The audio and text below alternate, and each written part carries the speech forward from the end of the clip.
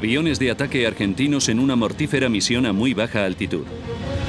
¡Potencia máxima! La verdad que la altura a la que volábamos en el tramo final era a la que nos diera el traste.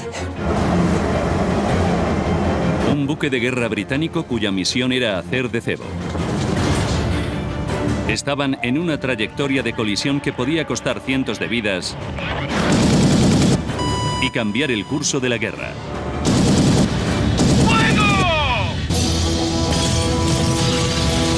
Los desastres no ocurren sin más. Son desencadenados por una serie de sucesos críticos. Vamos a revelar las pistas y a analizar esos segundos catastróficos finales. Segundos catastróficos, el hundimiento del Coventry. Atlántico Sur. Las Islas Malvinas. 25 de mayo de 1982. Gran Bretaña y Argentina llevan 54 días en guerra. 6 en punto de la mañana.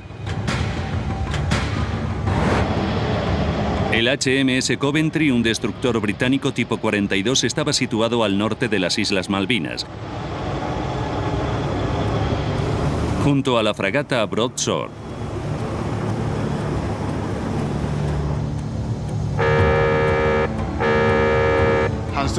A sus puestos, todos a sus puestos. Alerta máxima, acción inminente. A sus puestos, todos a sus puestos. Alerta máxima, acción inminente. El suboficial de electrónica Chris Howe supervisaba el radar de largo alcance del Coventry. Skyhawk, 130. Identificaban a 2 aviones argentinos. Whisky, aquí Alfa Whisky. Enemigo 199201, ubicación 206 a 22 millas, velocidad alta, fuerza 2. El operador de misiles antiaéreos era Eli Ellis. Detectamos una aeronave a baja altitud que venía del estrecho.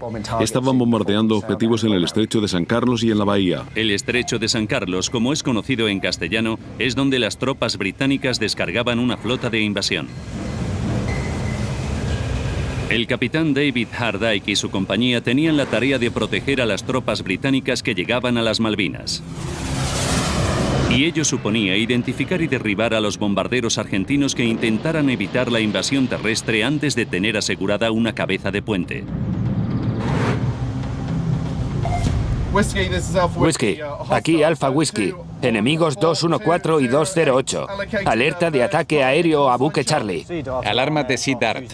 Aeronave 2002-2003. El Sea Dart, un misil antiaéreo británico, era preparado.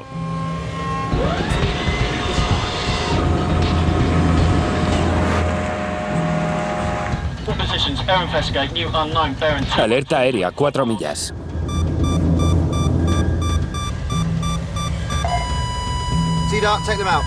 Sea Dart, sobre puente.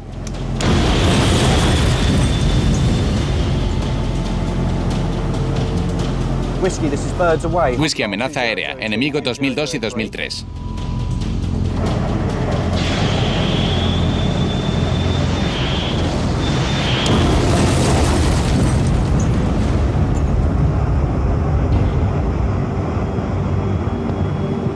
Whisky, aquí Charlie. Explosión aérea 2002.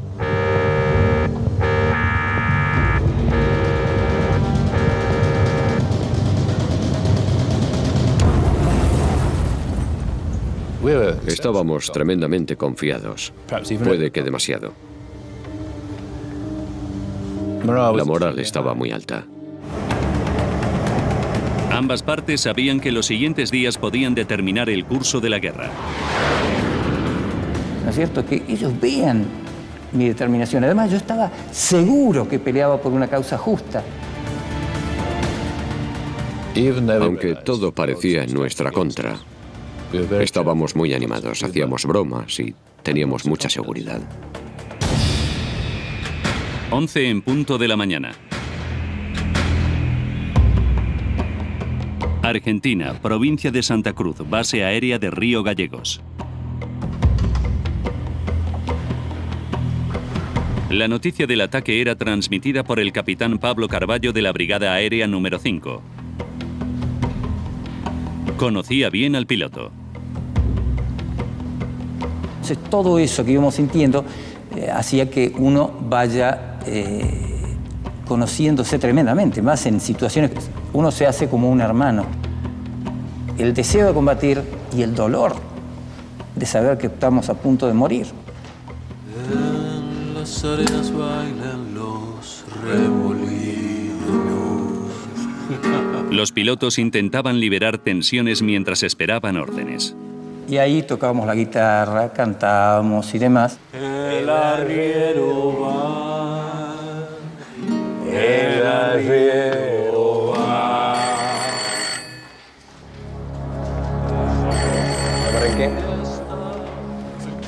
La misión les daría la oportunidad de vengarse de sus enemigos.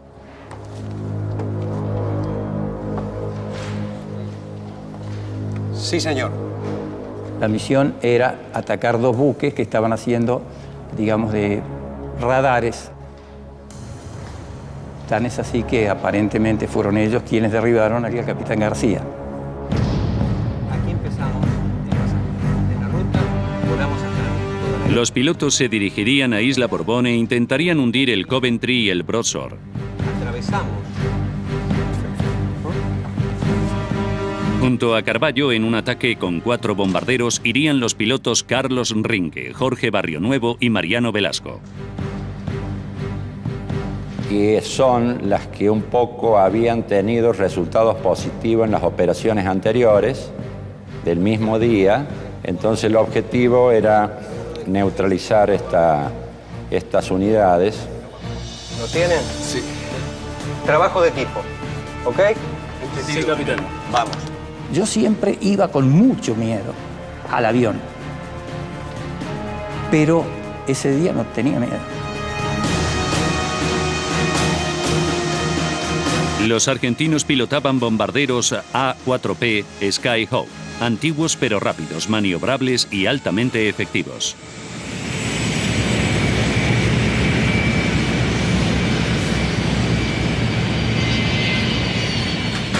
Doce y cuarto del mediodía.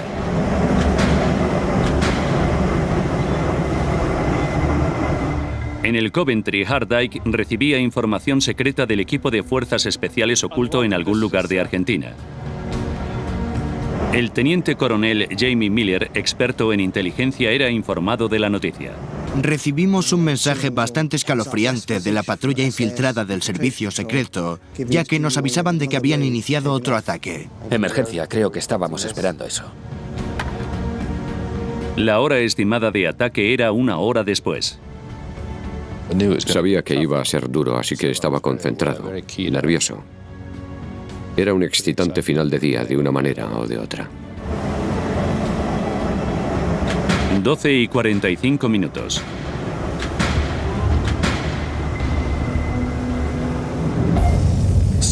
Skyhawk, ubicación 270. El radar del Coventry detectaba el grupo de vuelo de Carballo a aproximadamente 420 kilómetros de distancia. Solicitamos confirmación de aviones de ataque Skyhawk en ubicación 199. Skyhawk identificado. Ubicación 270. Todos a sus puestos. Alerta roja de ataque aéreo. Enemigo 5556, 5557, 5558, 5559. Ubicación 315. Fuerza 4. Velocidad alta 200 millas.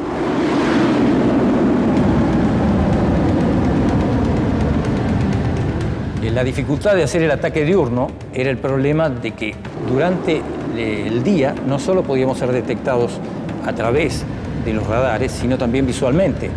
Entonces era mucho más posible que nos interceptaran. Los pilotos volaban a baja altitud para evitar ser detectados por radares enemigos. Tan bajo que la sal del mar cubría la cabina de mando de Carballo. Si yo no veía para adelante, me iba a matar. Por lo tanto, dije, ¿qué lugar es derechito? Es lisito, es llano el agua. Así que me fui sobre el agua y empecé esquivando las islas. Tenía que ir mirando por el costado, así que tenía el casco pegado al costado, iba la vibración del plexiglas ese contra mi cabeza. Mientras la escuadrilla de Carvalho abrazaba la línea de costa, los otros 2 aviones dirigidos por Mariano Velasco fueron hacia el este de las Islas Malvinas antes de girar en dirección norte hacia sus objetivos. Whisky Alpha, aquí Charlie. Nueva alerta aérea. Ubicación 557097. Velocidad alta, nueva alerta aérea. 12:55. Los 2 pares de Skyhawks volaban tan bajo que el radar del Coventry no los pudo detectar.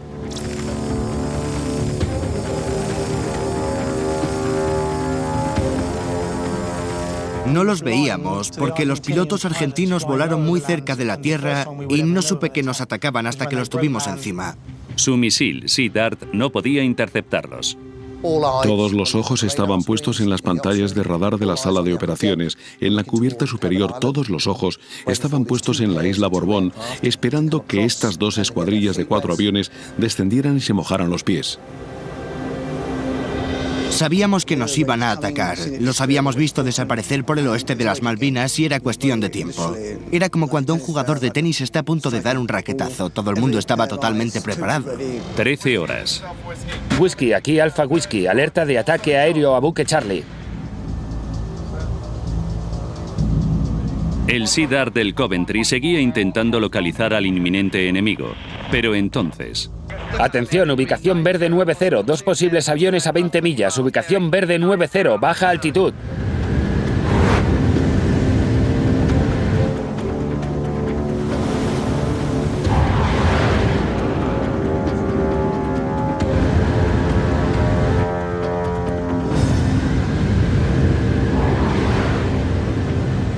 Vi los 2 puntitos al fin del horizonte.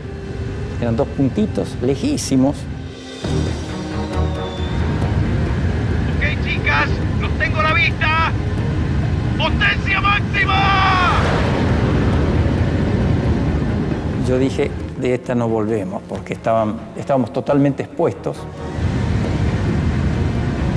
13 horas y 20 minutos. Oímos un grito tremendo de un tipo que estaba en la cubierta superior. Alerta de aeronave visible. Batería en estribor, verde 30.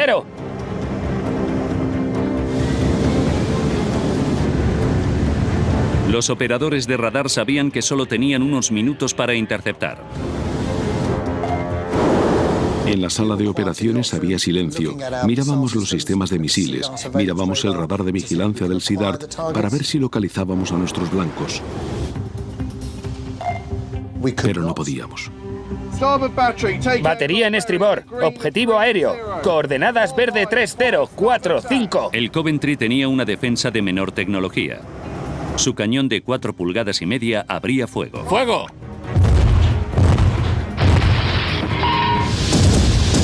Yo los vi, ya me empezaron a tirar, pero uno ya sabía que eso venía. El Browser, haciendo sombra al Coventry, también intentaba interceptar a los cazabombarderos. Pensaba, en cualquier momento reviento.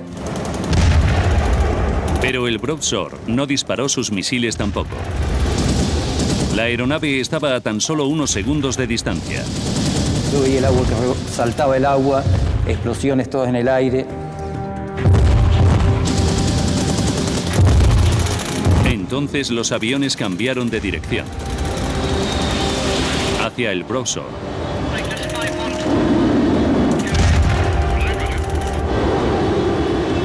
La verdad que la altura a la que volábamos en el tramo final era a la que nos diera el traste. 13 horas y 21 minutos.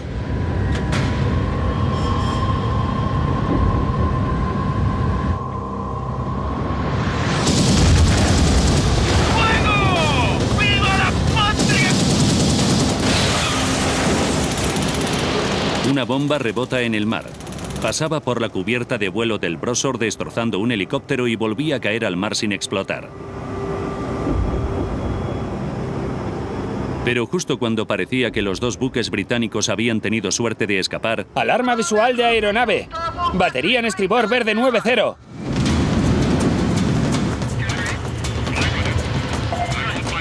Yo miro y a lo lejos se ve la figura de los dos buques a unos 15 kilómetros fácilmente.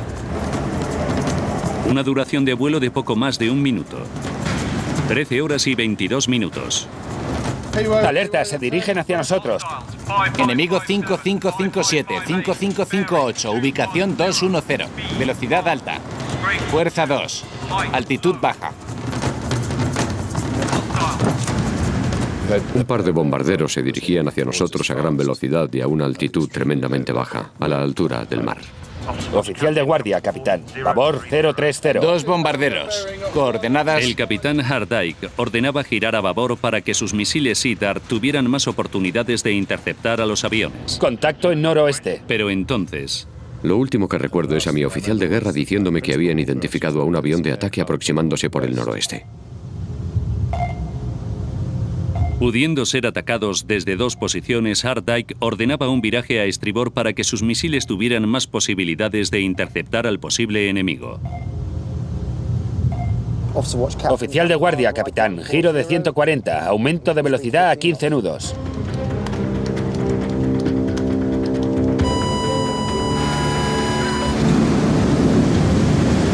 Aquí Charlie, avión identificado, enemigo 5557. Pude identificar brevemente al primer avión. Señor, tengo un Sea Harrier, ¿lo quiere? El piloto británico podía derribar a los bombarderos argentinos. Pensé, tengo que interceptarlos, voy a intentarlo con el Sea Dart. Ataque con Sea Dart. 13 horas, 22 minutos, 43 segundos. Cuando me preparé para disparar el misil y fui a disparar, los perdimos.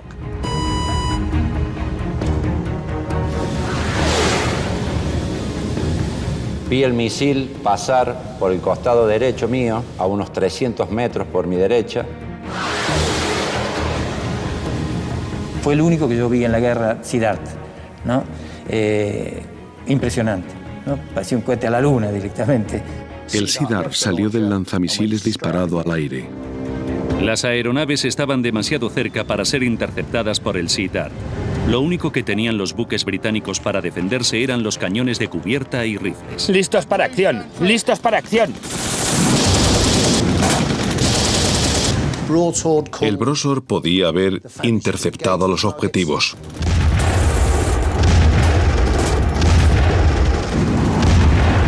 Los hombres del Coventry esperaban que el Broadsword disparara en cualquier momento.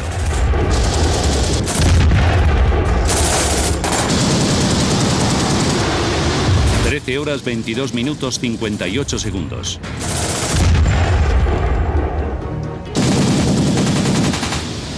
Vi cómo los proyectiles salpicaban en el agua y venían hacia nosotros. Y luego empezaron a penetrar en el casco justo debajo de donde yo estaba. La trayectoria bien por encima de la antena del radar, previo a lanzar las bombas, ¿no es cierto? ¡Abajo, abajo! ¡Impacto, impacto, impacto! ¡Impacto, impacto!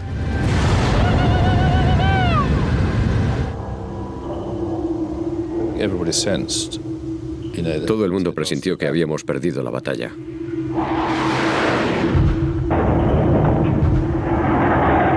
Las bombas penetraban en el casco del Coventry. Lo único que los hombres podían hacer era esperar a que las 3 bombas detonaran. Control de daños, sala de motores. La bomba ha penetrado en el interior, en la sala de motores.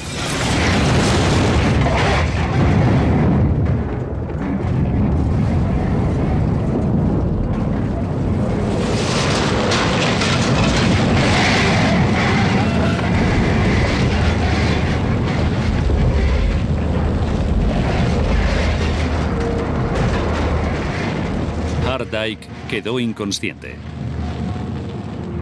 En un impacto quedé rodeado de humo denso y sofocante. Y todo estaba en llamas.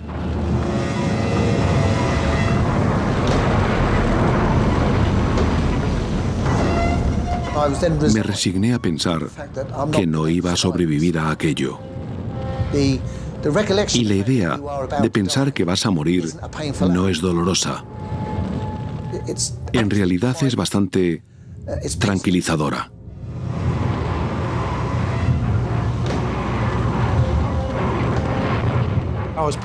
Cuando alargué el brazo y la mano, lo primero que pensé fue que iba a morir, que no iba a salir vivo de ese buque. Vi imágenes de mi mujer y de mis hijos en ese momento y pensé, no, sí que voy a salir.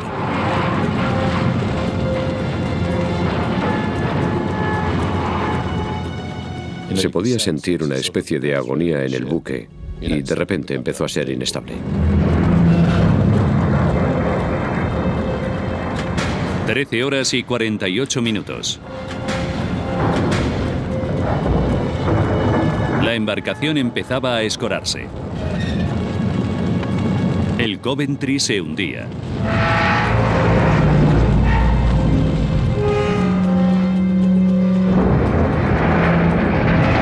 La tripulación abandonaba el barco. 261 supervivientes eran trasladados al Brosor, pero 19 hombres perdían la vida. El HMS Coventry desaparecía entre las olas.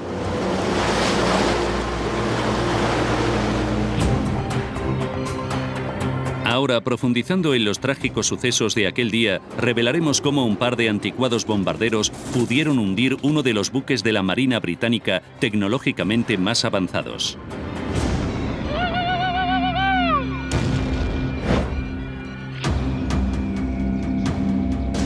La Guerra de las Malvinas empezó el 2 de abril de 1982, cuando las tropas argentinas invadieron este pequeño archipiélago y lo reclamaron como suyo.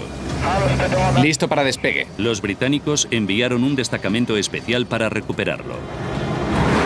Con una larga carrera militar, el contraalmirante Philip Wilcox estuvo al mando de un destructor tipo 42 parecido al Coventry, que también sirvió en la Guerra de las Malvinas. La principal amenaza aérea a la que se enfrentó la Marina Británica en las Malvinas fue el lanzamiento de bombas desde aeronaves tripuladas. El destructor tipo 42 había sido diseñado para cumplir una función muy específica: atacar bombarderos soviéticos a gran altura en el Atlántico Norte con sus misiles Sea Dart. El sistema de misiles Sea Dart fue diseñado para amenazas de medio alcance y de medio nivel. Era ideal para atacar bombarderos soviéticos a gran altura, pero en las Malvinas, el almirante Sandy Budvar hizo al Coventry utilizar su radar de largo alcance de una forma diferente. Como sistema de alerta de ataques aéreos. El Coventry era el único destructor que el almirante tenía en ese momento para defenderse de ataques aéreos y como sistema de alerta.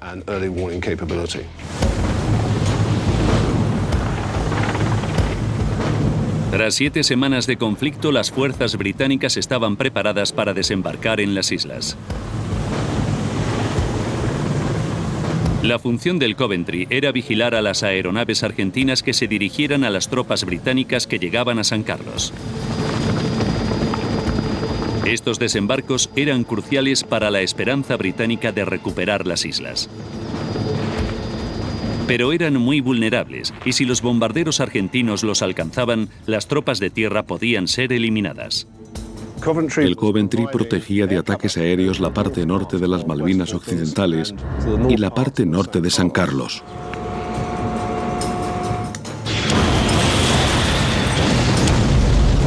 El Coventry podía dar señales de alerta anticipada y, si era necesario, derribar aviones enemigos. Y estábamos en una posición bastante cercana al territorio continental para tener buenas comunicaciones, para que la información llegara sin problemas a la flota de invasión, que eran los que en último lugar tenían que desembarcar y ganar la guerra. Pero el Coventry tenía otra función más mortífera que cumplir el 25 de mayo. Se había posicionado de forma deliberada en un lugar altamente visible y peligroso, muy cerca del territorio continental, para intentar alejar a los bombarderos argentinos del lugar del desembarco británico, para servir de blanco. De alguna forma, esperábamos que fuera lo que se conoce como trampa de misil. Es decir, Los aviones tenían que centrarse en un objetivo que no fuera la flota de invasión. Ese mismo día, el Coventry tuvo el primero de sus encuentros. 2 aviones argentinos que volaban a gran altitud. El Sea Dart puede alcanzar objetivos hasta a 65 kilómetros de distancia y a una altitud de más de 30.000 pies. Intercepta objetivos con la ayuda de 2 radares que lleva a bordo. El radar de largo alcance detecta y rastrea aviones a una distancia de hasta 420 kilómetros. Después pasa esa información al radar de misiles guiados que dirige los misiles a su blanco.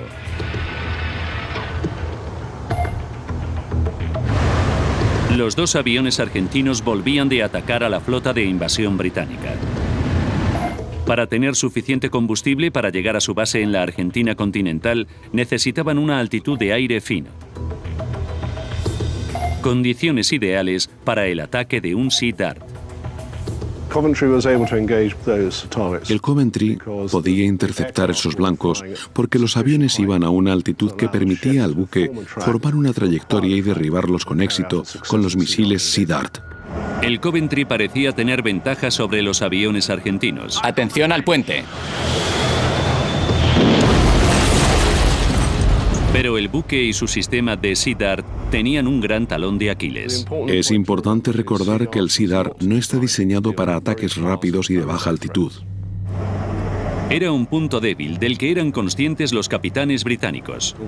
Todos los ejercicios que se habían llevado a cabo habían demostrado que la capacidad del buque para defenderse de ataques de baja altitud y rápidos y cerca de la orilla era bastante limitada.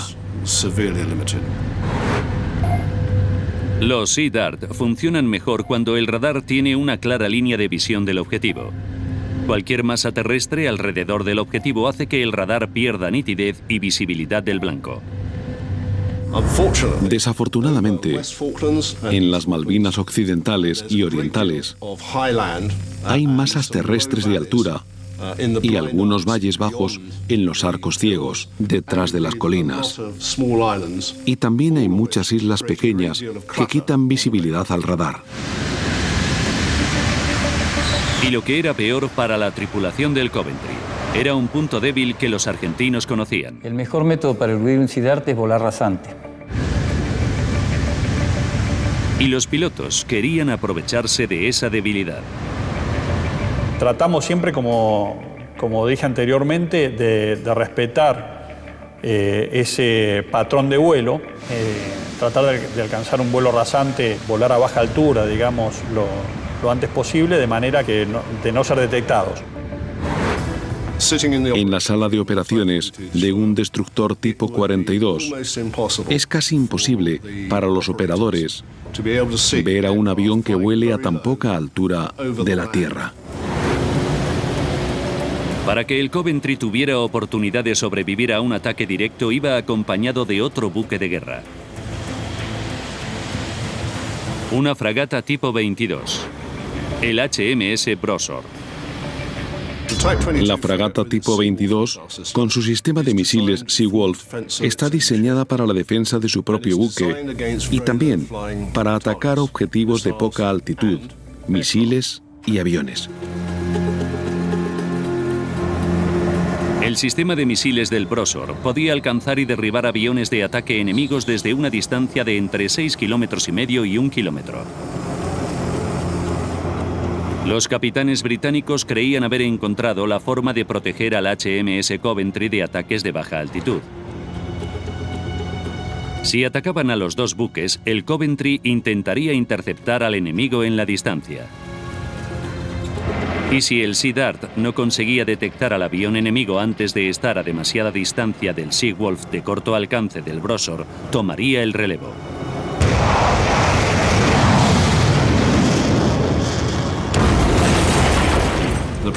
La ubicación de una fragata tipo 22 con esa función era crucial. Así, el destructor tipo 42 estaba protegido de los aviones tripulados a baja altitud. Skyhawk, ubicación 270. El radar del Coventry detectaba 4 aviones enemigos despegando de territorio continental argentino. Pero cuando los pilotos llegaban a las Malvinas, se pusieron a prueba volando increíblemente rápido e increíblemente bajo. Desaparecían de la pantalla de los radares. Era volar lo más bajo posible, pero con el criterio fundamental. Hay algunas personas que tenían a lo mejor un poquito más de habilidad para volar un poco más bajo. Yo en una oportunidad tuve una sensación de haber rozado algo, ¿no es cierto?, de haber rozado algo en una colina. El radar de la Brosor podía ver ocasionalmente los aviones, pero sus misiles no tenían alcance para derribarlos. Cuando los dos primeros aviones argentinos reaparecieron en el radar del Coventry, estaban a solo 90 segundos de distancia. El Coventry seguía pasando apuros.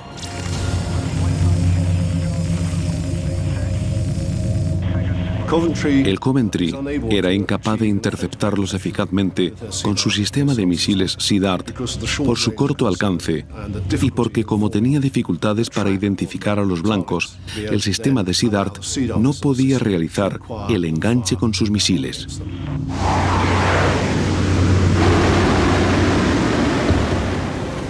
Con el Coventry incapaz de defenderse, todo dependía de la fragata Brosor y su sistema de misiles de corto alcance.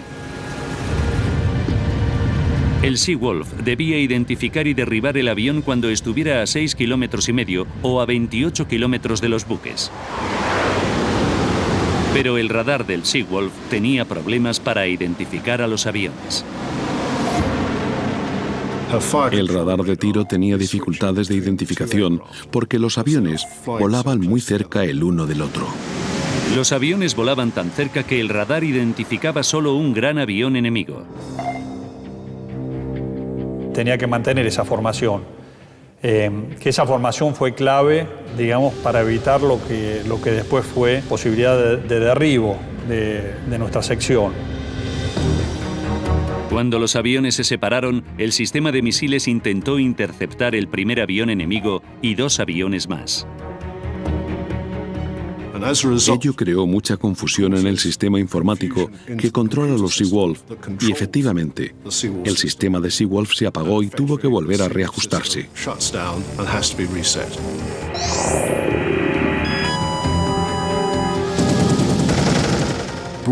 El Brosworth quedó indefenso y era un objetivo fácil de derribar para los Skyhawks.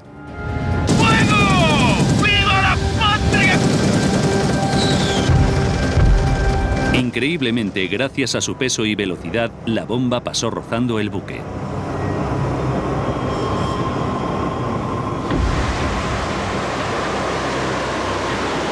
Aunque el Brosor había tenido suerte, la táctica diseñada para proteger a ambos buques había fallado. Sin embargo, la volvían a poner a prueba cuando divisaron otros 2 Skyhawks al mando del primer teniente Mariano Velasco. Pero esta vez había una complicación añadida.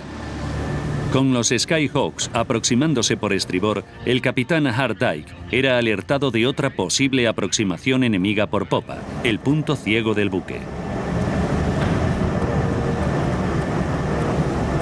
Aproximándose por noroeste, aproximándose por noroeste. Uno de los desafíos del destructor tipo 42 es que no podía abrir fuego hacia atrás, así que el capitán tuvo que maniobrar el buque para controlar el radar director de tiro y el lanzamisiles. Giro a la derecha, 140, aumentando velocidad a 15 nudos.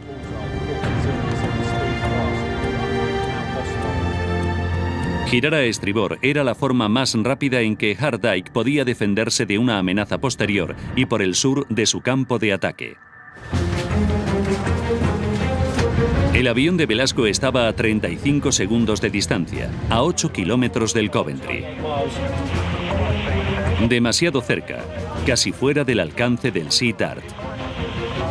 Aquí Charlie, avión identificado, enemigo 5557.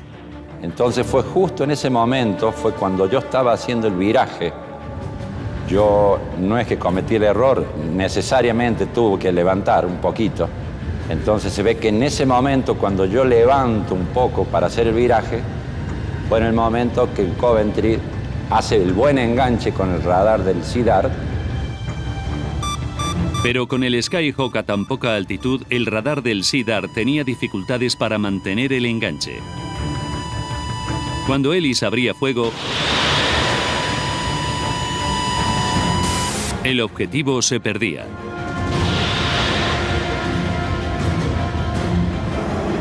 El Coventry no podía volver a disparar a tiempo.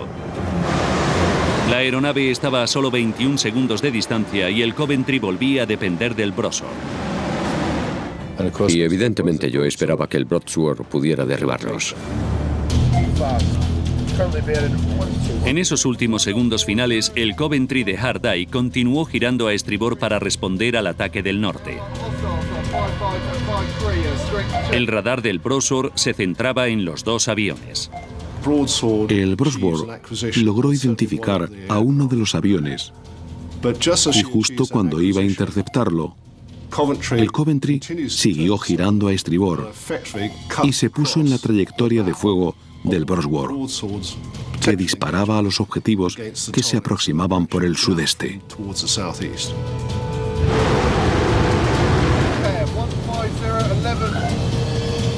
El Coventry estaba ahora entre el Broadsword y el inminente enemigo.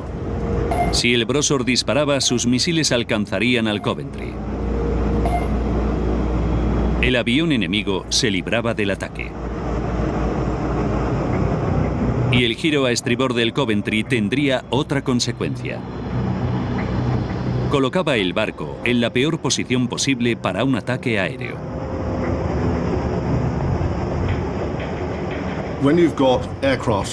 Cuando un avión te ataca en la manga, tiene mucho espacio de barco para atacar. Si reduces el ángulo, cualquier error del piloto hace que las bombas caigan a ambos lados del objetivo.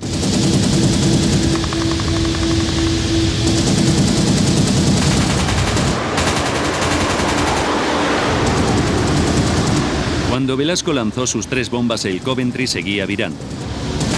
Gran parte del objetivo seguía expuesto.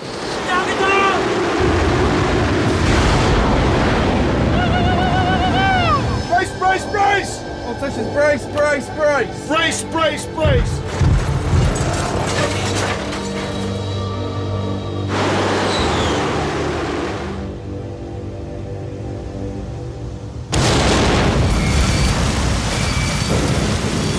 La primera bomba destrozaba la sala de ordenadores y mataba a 7 personas.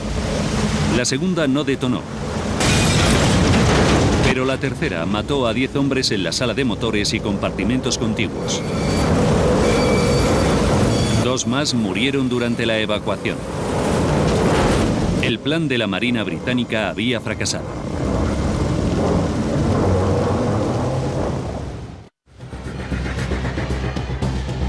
Ahora, tras investigar testimonios inéditos de los implicados en el ataque, podemos revelar la cadena de sucesos que provocaron la muerte de 19 marineros y la pérdida del HMS Coventry.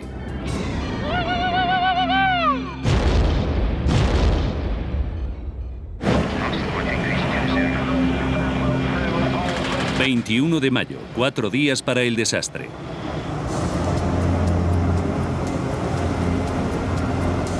Las fragatas Coventry y Broadsword se posicionaban a poca distancia de las Islas Malvinas para hacer que los aviones argentinos les atacaran a ellos en lugar de a la flota de invasión británica. 25 de mayo, 3 horas para el desastre. Día Nacional de Argentina.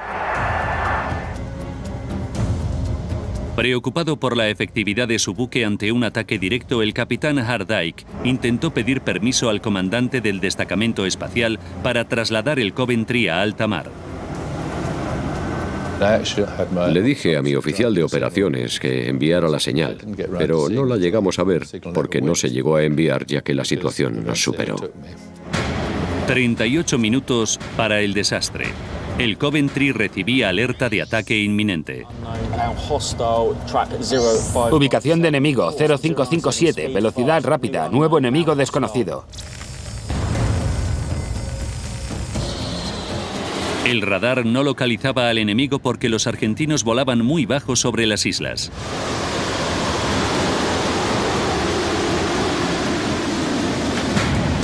Un minuto y 38 segundos para el desastre. Un par de aviones atacaban a los dos buques.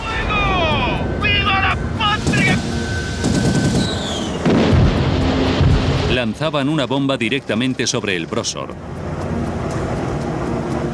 La bomba no conseguía detonar. Alarma de ataque. Batería estribor, verde 9-0. Unos segundos después identificaban otro par de aviones de ataque aproximándose por el sur. 40 segundos para el desastre.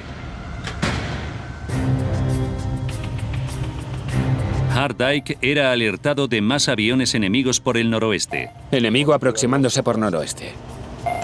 Ordenaba virar a estribor para que ambas amenazas estuvieran dentro de su campo de ataque. Viraje a 140. 33 segundos para el desastre. El SEADAR del Coventry identificaba a la segunda oleada de aviones. Derribad con SEADAR. Disparó, pero falló. La defensa de los dos barcos dependía ahora del Brosor. Pero había un problema. La defensa combinada de misiles solo funcionaría coordinando cautelosamente los movimientos de los dos buques. La primera vez que practicaron la sincronización fue al llegar allí, en el noroeste de las Malvinas. Creo que tuvimos 2 o 3 días casi al final. 23 segundos para el desastre. Los misiles Seawolf del Brosor localizaban a los aviones. Pero en plena batalla, y sin haber podido practicar, las comunicaciones entre los dos buques fallaban. El Coventry viraba a estribor y también lo hacía el Brosor. Como resultado de ello, el radar del Coventry perdía el enganche de los Seawolf. Los dos buques estaban indefensos.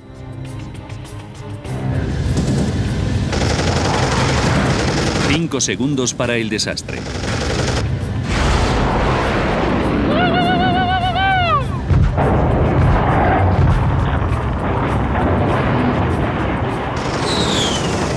Las 3 bombas de Velasco destrozaban el lado de babor del barco.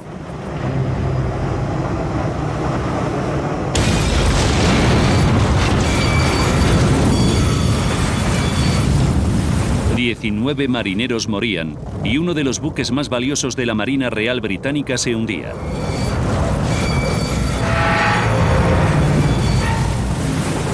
La amenaza desconocida del noroeste que había obligado al Coventry a virar no se llegó a identificar ni a materializar.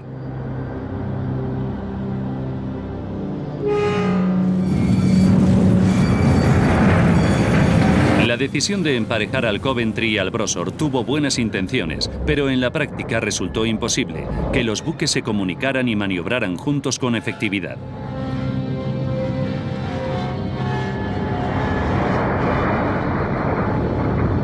El saber que uno había cumplido con la misión con éxito, más allá del dolor por el otro, porque cuando uno ataca a alguien, está atacando a un ser humano. Es algo terrible. O sea, para toda la vida uno tiene la mochila del saber que atacó a un ser humano. Pero con su arriesgada ubicación, el Coventry cumplió la tarea que le fue asignada: alejar a los aviones de ataque argentinos de la flota de invasión británica y salvar la vida de innumerables soldados de tierra. En un momento dado, oí decir a un soldado de la flota de invasión que estaba trabajando en la orilla: menos mal que estaba el Coventry. Si no lo hubieran derribado a él, nos hubieran eliminado a nosotros. Así que se podría decir que fue un sacrificio necesario, que permitió que la flota de invasión desembarcara y ganara la batalla. Fue mejor que sufriéramos nosotros que ellos.